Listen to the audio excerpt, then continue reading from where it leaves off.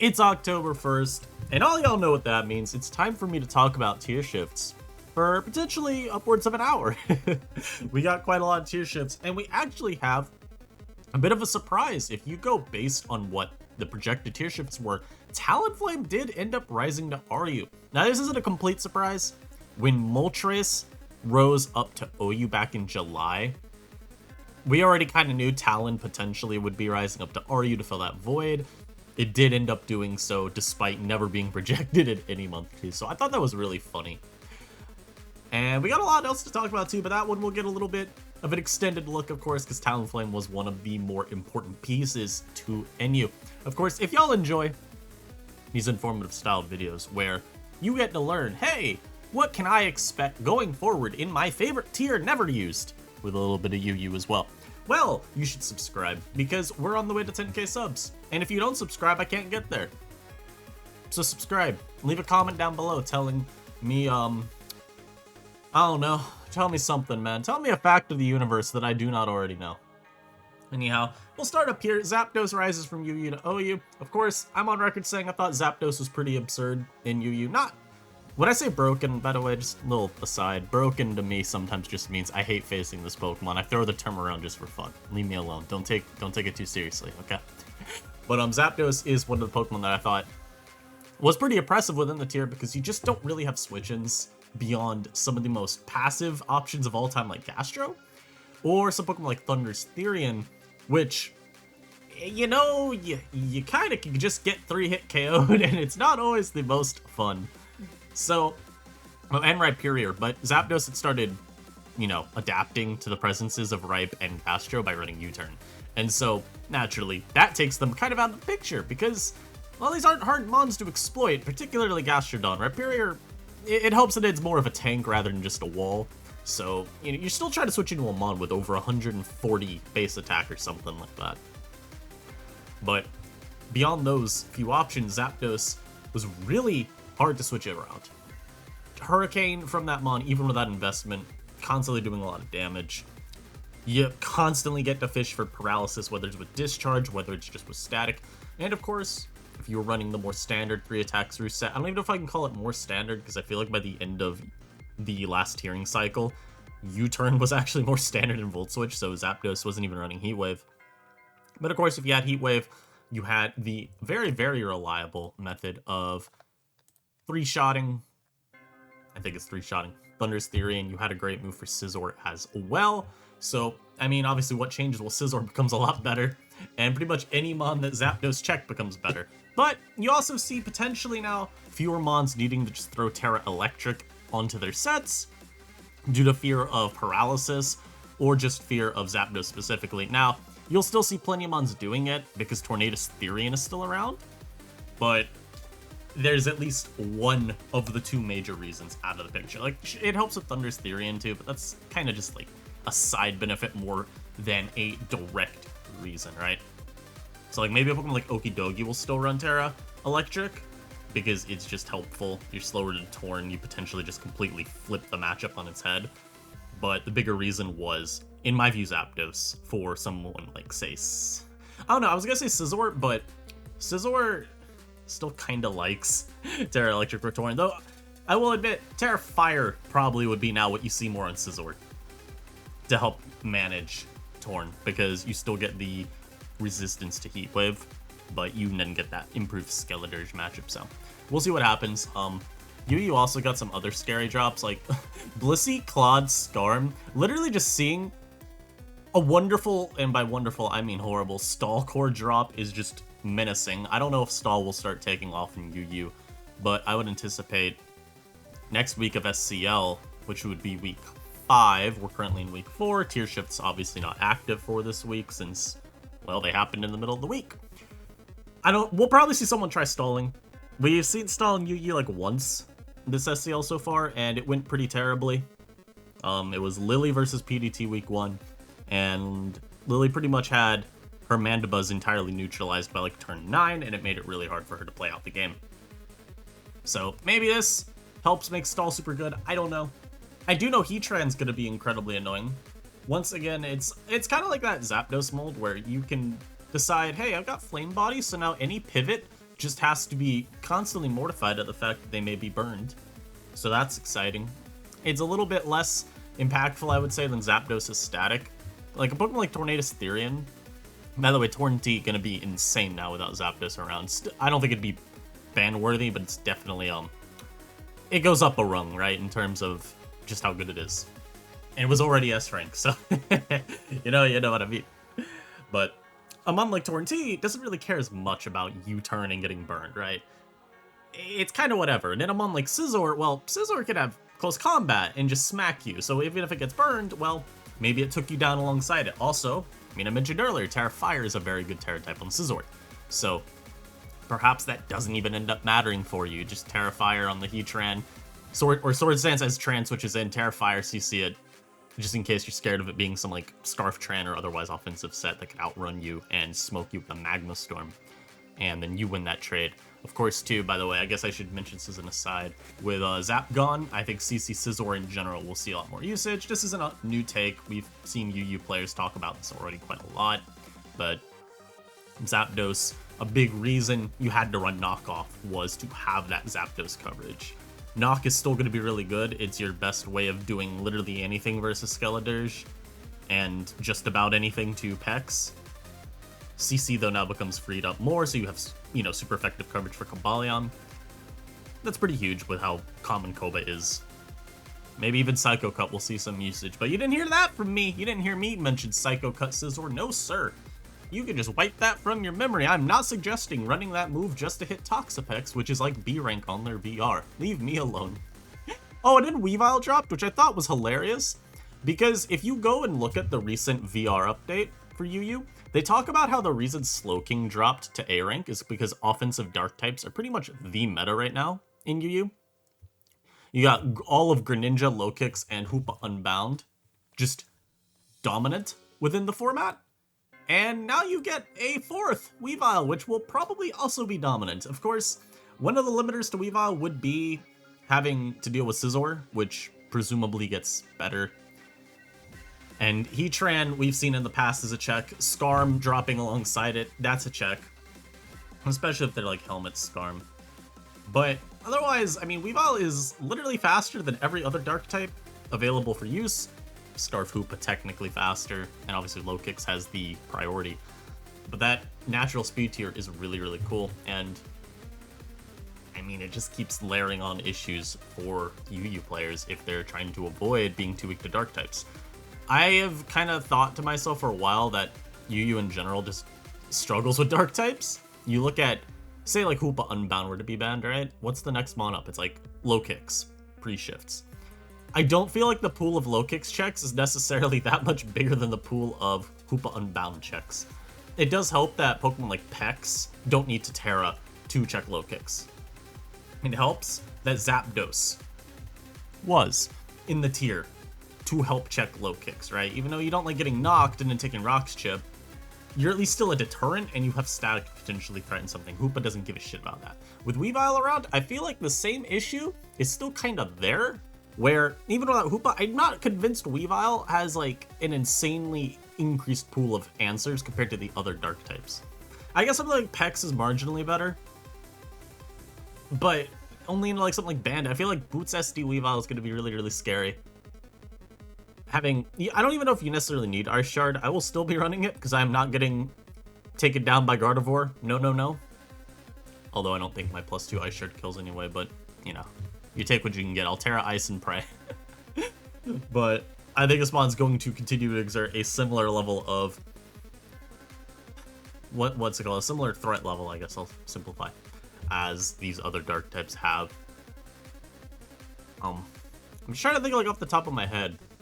So what checks do we got in UU to Zapdos right now? Not Zap. To Weavile that haven't already existed, and as you can see, the tiering update, at least not reflected in the builder yet. Like Azu, I guess technically counts, but Azu's pretty uncommon. Cobalion, if Weavile is able to find a way to fit Low Kick, bro, just the fries in the bag, as the TikTok kids say. Greninja, I guess, is an offensive check until you remember Weavile's faster. And potentially, again, the Low Kick issue, I don't know. I think Grid still counts as a check, at least for what that's worth. Obviously, Keldeo is a bit of a check, too. Could be Scarf. Low kicks is an offensive check with first impression. Quaquaval remains a check. It's just not very common for defensive sets. You're normally seeing this take on a very offensive role, and so it kind of fits into that same void as Azumarill, where it's not an amazing answer really by any stretch. Scizor as well, good offensive check. Skeledirge probably could just Terra versus this mon always and beat it, so there's that. Tinkaton I guess is a check too. Hex is a check. I do think ostensibly there's enough reason to think Weavile could be balanced. We'll just have to see. I do think that's a mon where you're going to have to see it in practice. And in all of these mons rising up to UU, I don't think really require that much commentary on. Hoopa Unbound is literally being considered for a suspect test right now. I'm not sure. I think it might even be hard confirmed they are suspect testing it. So there's that. Thunder's Therian, even outside of being one of the best offensive checks to Zapdos, I mean, also checks offensive It's a great offensive check to Tornadus as well, and otherwise it's just a really strong wall breaker and pivot. So it was, you know, it's gonna be good even with Zap gone. And then Okidogi, I got a lot of people I talked to within UU that also think Dogi could be suspect tested and banned from UU if they so chose. Bulk up Okidogi is an incredibly difficult mon to answer late game. Scarf's a great, I don't want to call Scarf a wall breaker, but it's a great, like, offensive tool. It's very similar to Hoopa Unbound in that regard, where you already are so strong, you make use of stab attacks that are so strong as well, that you still retain quite a lot of breaking power when you run Scarf as opposed to something like Choice Band. And you can still essentially be a progress maker, despite not running, you know, Life Orb or Band or etc. And of course, Assault Vest is a great set just for tanking hits, retaliating. We've seen substitute 3 attacks with defensive Terra types to leverage matchups in your favor that you otherwise wouldn't have, such as Terra Electric, letting you beat up on Zapdos and Tornadus Therian too. And in mons dropping out of UU Hawlucha, you just don't really see the terrain style builds that it fits on anymore. All these mons I think are literally D rank on the VR too. Sun is not used, Webs are barely used. They did get used in SCL though last week, so I thought that was cool, or the week before, something like that. And then Alolan Ninetales Aurora Veil style builds are also not seen, and with Alola Tails falling to RU too, I believe Light Clay is actually banned, so it's not like it becomes significantly better. In some ways it may just be worse than it used to be. Then we get to NU related changes, and it's not all bad. First off, losing Quag and Umbreon. Is it the final nail, or nails plural, in the coffin for Stall, which was already struggling to really see consistent usage? Potentially. I do think these are some pretty big hits to it. Umbreon, not really. Quagsire, definitely, though. Because, like, with Umbreon, you really weren't seeing that mon on Stall. You were normally seeing, like, Incineroar as the Dark type, because it gave you a really solid sweeper with bulk up Power Trip, or even just, you could do bulk up Rest Talk and Knock even if you wanted. So Umbreon usually was just getting outclassed by Screamtail as a Wish Passer. But otherwise in the tier, it was a generically really solid, especially defensive Dark type that you could use to help force Cresselia to Terra. Good HO check too. Oricorio Pom Pom too, forcing that to run Terra Steel or Taunt to avoid losing the matchup really, really hard. It was good for that as well. And of course, Foul Play, basically meaning nothing could ever, like, truly take advantage of you, because if it's a physical attacker, they may just get dunked on by the Foul Play. That's pretty useful too. Quag leaving.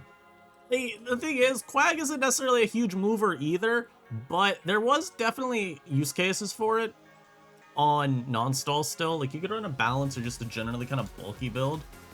And it was a good, like, Iron Thorns check. That mon's been seeing a lot more increased attention lately within NU Council, I can say that much. So we'll see if Iron Thorns ends up getting some sort of action. And then of course Talon leaving. And this one's kind of weird too. As I mentioned earlier in the video, Talonflame back in July was, you know, getting a little bit of talk of, hey, maybe this mon leaves in the next tier shift. We didn't really know at the time. We didn't really care that much. Well, that's a lie. A lot more people cared back then, because that was like peak Talonflame.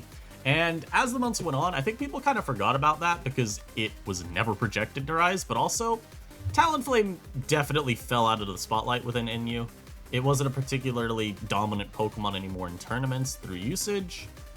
It still saw a lot of use, but people didn't like feel the need to force it as their removal in every team, and eventually people reached the same point they did last generation in NU, where everyone kind of goes, hey, this mon kind of sucks as removal.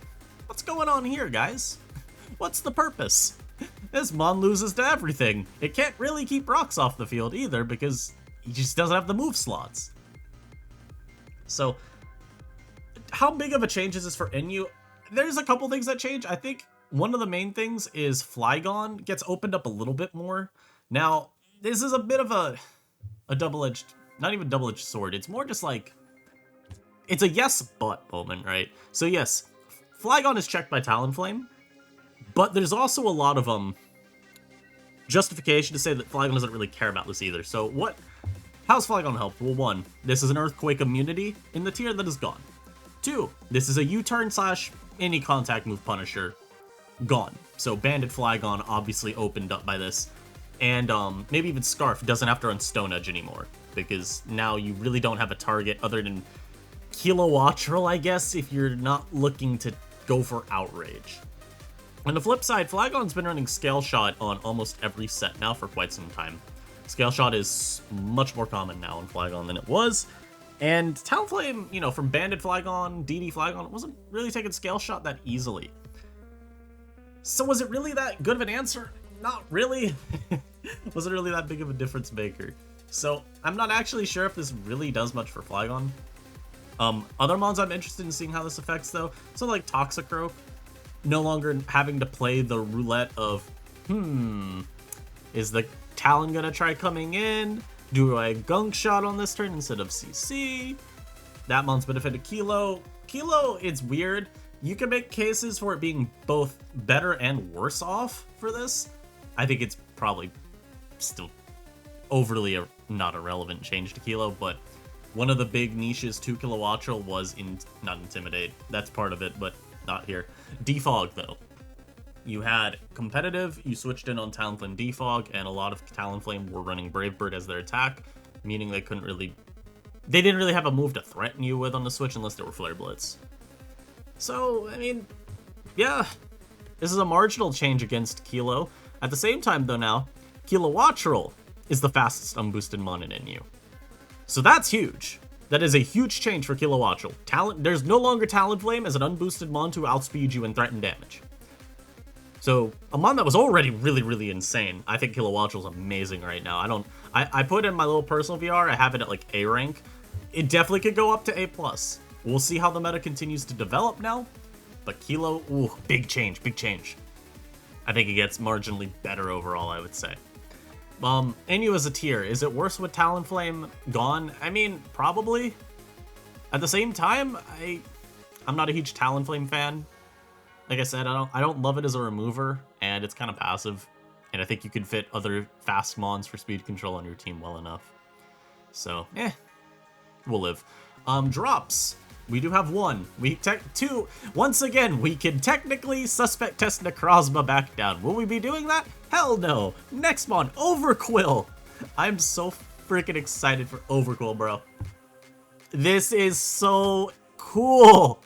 So, Overqwil was in NU a while ago, and he left because Rain became super dominant with an RU. I want to say, too, that the general utility Overqwil was getting usage back then, but I don't remember, and I don't play RU enough to really comment, so what I do remember is Rain at a point in RU was getting a lot of spamming, especially back when RU was nothing but HO, at least that was the impression I got from what people talked about it.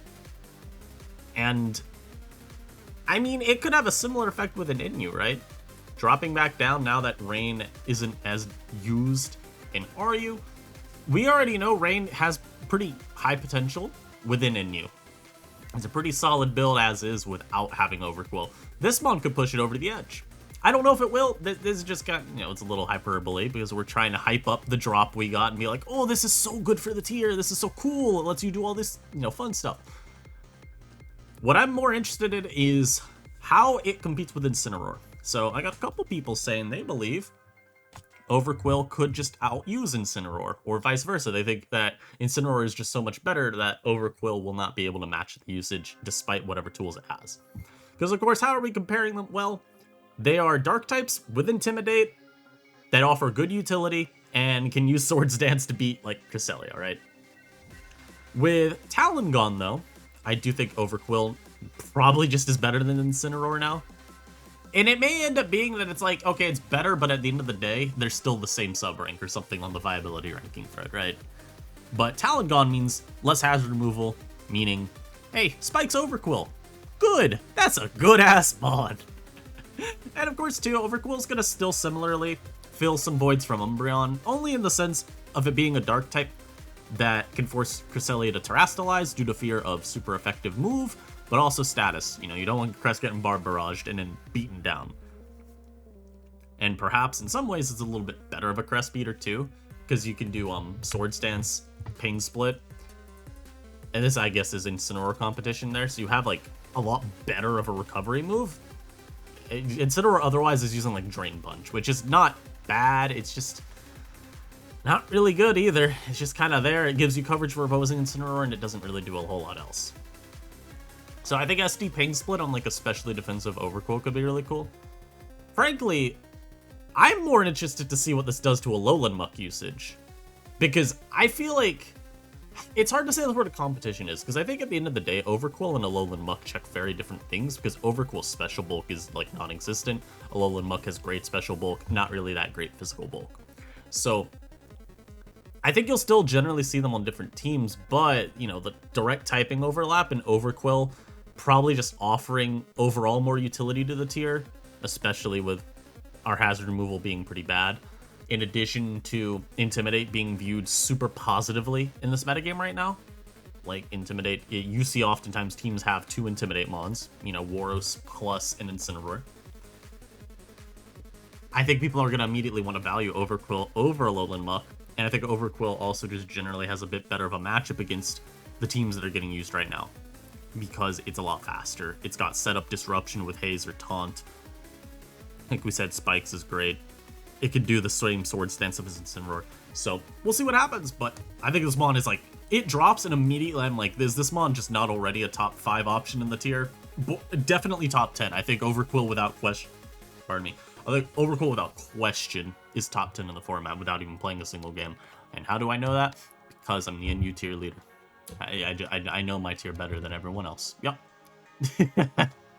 Anyhow, we killed PU. The tier is dead. There's just, like, what? This mon doesn't really count. Look at this. All of these Pokemon were at least good in PU. Some of them incredible. Now I have no clue why Staraptor rose. I hadn't seen this mon really get used in quite some time. But I guess there's that. So, Inteleon. This one's kind of funny, because Inteleon doesn't really see that type of usage anymore. Can I even confirm that? Like, Inteleon should be kind of low on here, right? No, it actually has more usage of some of the other mons that rose. Wow. Well, anyhow, I don't think Inteleon really sees that type of usage anymore anyway. Like, it's not been getting a lot of usage in tournaments, from what I've seen. I think a big reason for it, too, is Milo and Vapo are seeing quite a lot of usage. Even Gastrodon is still at least getting consideration for usage on teams, too. And Inteleon is just forced to spam U-turn a lot of the time into these teams. Now, that's not the end of the world. We've got mons in the tier, like Toxicroak, for example, that are really good at exploiting these switch-ins. But it does limit Inteleon's overall purpose, because it's like, okay, well, I don't actually get the wall break, I'm just pivoting the entire game. It's kind of like how I talked about Passimian at the very beginning of this generation in NU. Yeah, remember Passimian was S-rank? Yeah, I do. And the thing was, Passimian CC, with especially Terra Fighting, was like one of the scariest late-game sweepers in the tier. But one of the things, too, was there were a lot of mons that could Terra Ghost and just wall its shit, or just mons that checked it anyway. And you were able to force Passimian to be that U-turn bot that didn't really achieve anything. And I would talk about it and say, yeah, I think this is good enough for counterplay. I don't think it's broken. Because oftentimes in games, it just doesn't get to CC spam. It's forced to U-turn a lot, and that is enough of a limiter to take it out of that ban consideration, in my view. So it's kind of the same with where Inteleon's at right now. Obviously, Talonflame leaving, Umbreon leaving. These are even Quagsire leaving because this mod was running Water Absorb some of the time. These are good changes for Inteleon. Talon, of course, was faster than it and could Brave Bird it. Umbreon was a check just because of how especially bulky it was. Now, I will say Specs Inteleon could just two-shot you, but otherwise, hey, you had Protect, Scout, some moves as well. You're not getting like 1v1, right? So maybe Inteleon could start seeing a little bit more usage, but overall, I think this mod probably should not have risen. Bronzong rising up.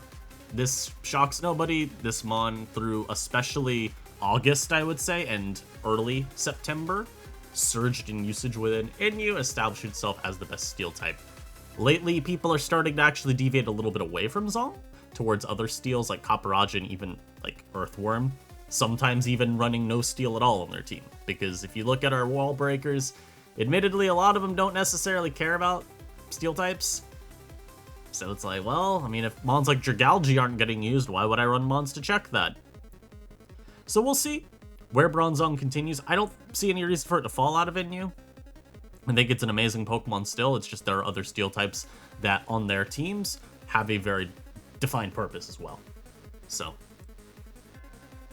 it's cool though. We actually have steel types getting used. Gligar rises. This one is kind of just, I don't know why Gligar rose. It's kind of funny though because UU I know really likes Gligar. RU did like it partly because of Okidogi being there. PU I'm sure used Gligar some amount. NU I just feel like never really truly started using it a lot. There were some teams doing it, like Gligar plus Bronzong. It was a pretty reasonable hazard stacking core. You covered a lot defensively there. The only annoying thing was it was 2 ground immunes, and it's like, ground immunes are always good to have. It's not bad when you double up or triple up, but there was some defensive overlap there and a little bit of redundancy that I didn't really love. I kind of liked using Capparaja more with Gligar. I felt there the defensive synergy was a little clearer perhaps, and then you have double knockoff to support the fact that, well, you're running spikes. I think Gligar's fine in the tier. It's a good Flygon check. It's an Overqwil check as well, which people are going to be looking for now. So I mean, yeah, there you go. It's a Toxicroak check too. Like it does check quite a few of the offensive poison types around. So there's reason to use it. Heracross rises up. Yeah, sure. Kind of funny timing though, because I feel like the main reason to run Heracross would be you're a fighting type that doesn't care about Talonflame whatsoever, since you have Facade. It's still a really good breaker though. I think it'll continue to see at least some use, but it also wouldn't shock me if it fell back down. It helps that Plume is also pretty good again. So that's another mon that you can look at and say, okay, well, I'm a fighting type that doesn't care about Plume, and that's different to Water Tauros. We'll see what happens. Kilo goes up. I already talked about Kilo a lot. This mon is insanely good. The ground types of NU are kind of uncommon as is. Other than like Flygon Pert, we don't have a lot going on in the way of Volt Switch blockers. And that's a big change, because Kilowattrel used to run U-Turn a lot. Especially back when we had, you know, Rhyperior or Crocodile. They're more dominant Pokemon. And it meant that you had U-Turn as a nice, just mid-ground you could always go for. Yes, you could Hurricane Crook, but, I mean, U-Turn would still make the same progress in terms of getting you a better matchup. And of course, Rhyperior you had nothing for. And then over, you know, last tiering period, from July to now, we had Kilo start using Volt Switch more, because it's like, okay, well, Flygon and Pert are the 2 ground types. There's not really anything else. Flygon just gets whumped by my flying move. Hurricane 2 shots it, Air Slash with hazards up. I think like Stealth Rock being up. I don't know if they gave you a chance to 2-shot, but Air Slash is doing like 45 men. So you had plenty of damage versus that mon, and Pert's kind of come and gone with how used it is. So you don't even necessarily really have to care about Pert. And since most of the time they're just physically defensive anyway, who cares, man? Just Air Slash, it's gonna take damage. You can Volt Switch spam later. The meta's kind of just been getting more and more favorable for Kilo all this time. And yeah, I think it's probably just still at a high point. Yay! Milotic goes up. I have talked about this a little bit in the past, but the main reason Milo is getting all this usage is compared to Vaporeon, you have it essentially an extra move slot. Because Vaporeon has to get... Yeah, wow, stumble over my words there. Vaporeon has to dedicate 2 move slots to its recovery, because you gotta go Wish Tech. Milo just runs Recover. So Milo has Recover Scald essentially mandated, Vaporeon has Wish Protect Scald mandated. What do you notice there? Well, Vapo has 1 move slot left to pick between like Haze, Roar, Flip Turn, Ice Beam. Milo has 2 to pick between essentially the same moves, except Dragon Tail instead of Roar. So Milo's a little harder to exploit, and competitive was also kind of like cool for Milotic if you got some double switches in on Intimidates. Milo's pretty naturally strong, so you get the +2 to your special attack, that's pretty solid. And of course, hey, I mean, if you ran at a default Talon, there you go, man. Throw out some Scalds. Obviously, Vapo matchups were pretty, dead for that, but otherwise it was pretty cool. Especially because, like, the grass types that get used in NU don't really beat Milo very well. Either they're, like, Bramblegast, and they're a physical attacker, so they die to Scald, or they're, you know, just, they're all weak to Ice Beam, so there you go. Screamtail goes up. I did mention, back with the, Gallade ban, I was like, there's a chance this one still ends up rising because the usage throughout the other months has just been reasonably high enough. And Screamtail has kind of still continued to get usage in spite of the Gallade ban. It's still a fine enough Wish Passer, it's still good at deterring bulky setup from Pokemon like Cresselia, and it still even sees some usage on Hyper Offense teams because Booster Energy speed with like Terra Normal, Combine Boom Burst, it's a fine niche. Glowbro goes up. I would say this is our best defensive poison type by a decent amount. Regen means you can constantly stave off the threat of Mian Chow. It's a decent sweeper as well if you want to run like Plot or Iron Defense on it. Generally just annoying at spreading status. I don't know why I can't speak today. Generally though, it's just really hard to get rid of. It does help, of course, for our Glowbro opponents that Mian Chow is kind of surging back up in usage now. And well, Glowbro isn't like Vileplume or Talon. It doesn't really do anything that Mian Chow cares about when it switches in. So you get U turned on, and then a Toxtricity comes out, and then you're really sad. So that's pretty good for the Glowbro haters. They're really thriving right now. But all that doesn't really matter. Mon's still incredible. Raptor comes up. I don't know why. It's not that good, and Steel types are everywhere right now. I guess it helps with what we talked about earlier, where how Zong usage is technically a little bit, or I don't even know if it's lower than the last month. It might be higher, but in theory, the opinion is changing within the NU community to where non-fighting neutral steals are seeing usage, or steals in general are not being used, which helps Raptor, right? Either you CC Pokemon like Copperajah, or you just don't have to deal with Copperajah and you're just throwing off Brave Birds anyway. Waros comes up. This Mon's been everywhere. Great Wall Breaker with Banded. Bulk Up's a great sweeper. And I do like the Rest Talk set I tried. I'm sorry, man. I like the Rest Talk set. I don't actually know if that made it into a video. No, because I canceled that video upload because I was like, yeah, I fucking hate how this came out. But this Mon, like we talked about earlier, Intimidate value is super high in the tier. And this is one of the best Intimidators available.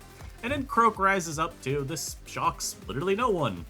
There are many water types seeing high usage. Why would I not run Croak? Also, I mean, literally look at that one rain matchup game. The Elias Sai versus T. Nunez. That Toxicroak damn near 6-0'd from turn 1. Very funny. I hope y'all enjoyed this video. The tier shifts are always fun to go over. And yeah, I mean, this, I'm interested to see what happens with PU. The tier got gutted, much like what happened to us, although I think to a much worse extent than what happened to us. So to anyone that watches that plays Punderused, I'd say I'm sorry, but I'm not. But I hope you still find a way to adjust your tier just how we had to. I heard that ZU has some fun Pokemon like Brute Bonnet and Hariyama that you can use. Catch y'all next time!